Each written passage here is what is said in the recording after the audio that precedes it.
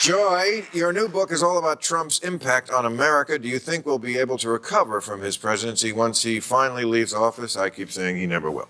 Well, you know what? He keeps saying he never will, right? Now he's doing it. Now he's doing it. You know, it's going to be very hard. I interviewed a lot of people from all around the world who all said one thing. The thing that America has said about itself since World War II, we kind of suspected might be a bit bullshit. Donald Trump has made us feel, yep, it was always bullshit. We don't believe it anymore. So getting the world to believe again, to believe that we are the good people, the good people, the leader of the free world, the real democracy, the multicultural democracy. I think that went pretty far down after Vietnam, you know. I mean, but like he's cratered it. And the other thing is it's like supply chains, right? So Donald Trump does a tariff war. People stop buying our soybeans. Do you think because Kamala Harris is president, suddenly they'll be like, oh, we're going to buy your soybeans again? No, they've already found other people to buy from. And they don't just revert back. So economically, a lot of the damage will be really, really hard to do. Now, because it was hot, let's discuss what happened on overtime with Bill Maher. When Bill applied pressure, the panel did not hold back. The encounter descended into a full-fledged argument about democracy, politics, and, of course, Donald Trump's residual influence. A single significant flashpoint? MSNBC's Joy Reid blasted Trump for his long-lasting effects, claiming that he not only defied convention, but also destroyed America's standing abroad. She claims that the harm would linger like political smoke in the drapes long after he leaves. She's not incorrect, to be honest. It wasn't simply a Trump ploy, though. There was conflict on the left. Max Brooks, Adam Gopnik, and Seth MacFarlane all offered their opinions on everything from Twitter mayhem to institutional collapse. Maher played referee and devil's advocate as usual, even criticizing the left for viewing Robert Mueller as a failed anti-Trump savior. What was unique about this episode?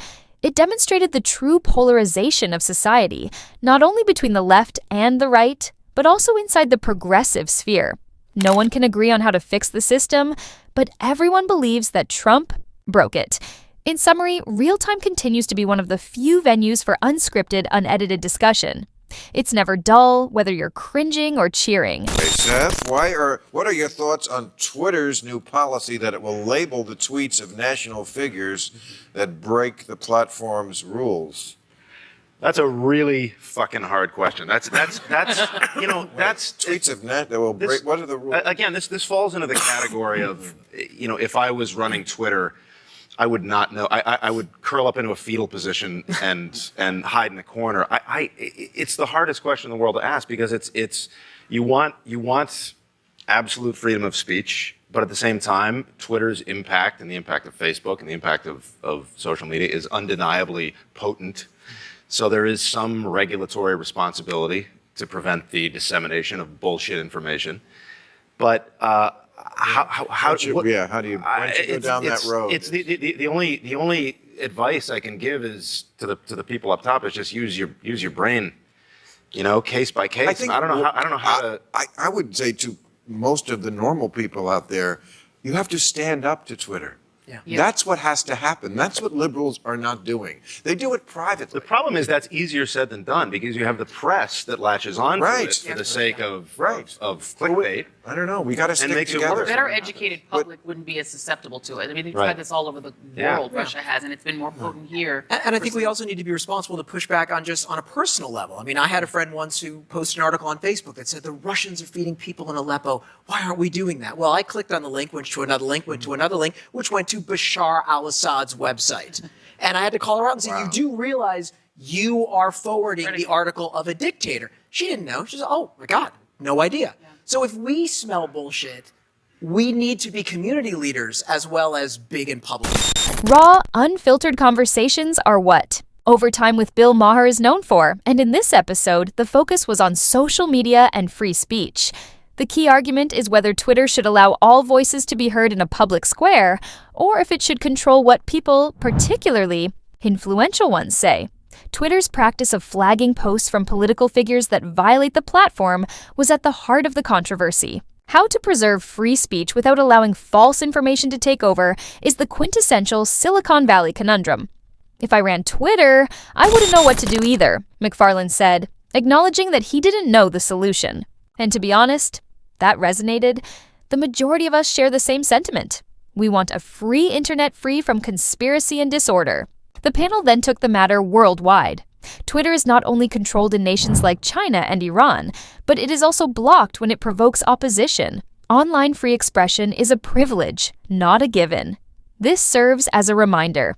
As usual, Maher criticized the unfair treatment. The left and right alternate between calling for restrictions and defending free speech. There is just indignation depending on who is speaking, not a continuous philosophy. The main lesson? Despite its enormous significance, social media's roles are still unclear. We're navigating a system that no one completely understands, whether it's governments choosing who has access at all, millionaires serving as referees, or politicians spouting gibberish. It also is important to turn off your phone. I mean, it's to remember that Twitter is not reality, and it's something that I think we saw in the debates. That if you believe that the Twitter mob is the real world, you're going to get in trouble. And it's easy enough to turn off your phone and walk out in the. They're bullies. Do you think it's getting to the point where this thing that we've created is getting so powerful and having such an impact that it's almost like a department of social media?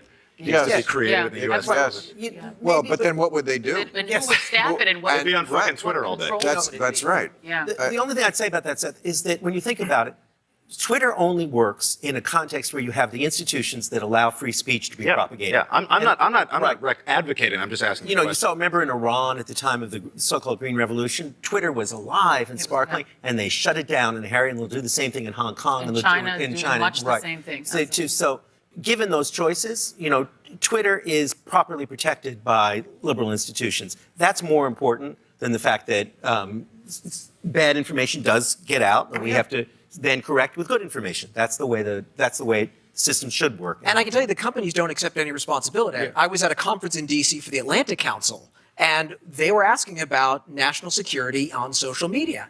And I won't say which company, but a rep basically said, like, hey, we're just the carton. We're not responsible for the eggs inside. It's nothing to do with us. I mean, at the end of the day, you're relying. It's at the end of it all comes down to the conscience of Jack Dorsey and Mark Zuckerberg. Do they want to do what's right? And, Well, I don't know what's When's right. the last time you posted to Facebook? The first thing that'll happen when you I think it was like hit send. 2006. Right. I mean, I've only been recently doing it for this marketing stuff. The first thing you get is boost post. So they're immediately trying to monetize your post. You can be about your cat. They're like, do you want to send this to 20 more people?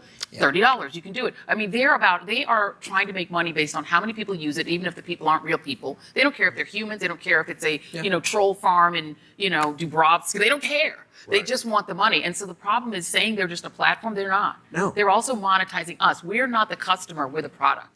The panel's discussion on how casually individuals distribute things online was one of the most enlightening. Hot takes, viral videos, and dramatic headlines are frequently reposted without the source being verified. In one instance, the path returned to a propaganda website associated with an adversarial government. That is dangerous in addition to being irresponsible. Fact-checking is not done by most people. Like someone swiping on Tinder, they see something eye-catching and click share without any background information, investigation, or accountability. However, given that platforms are made to incentivize such behavior, can we really hold users accountable?